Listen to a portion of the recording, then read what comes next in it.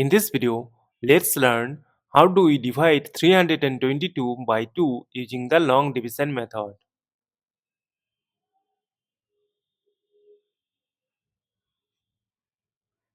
Consider the first digit 3. We know that 2 times 1 is equal to 2. Subtract, we get 1. Now this 1 is less than 2. That is why we need to bring down this adjacent 2 here. And we know that 2 times 6 is equal to 12. Subtract, we get 0. Now this 0 is less than 2. That is why we need to bring down this adjacent 2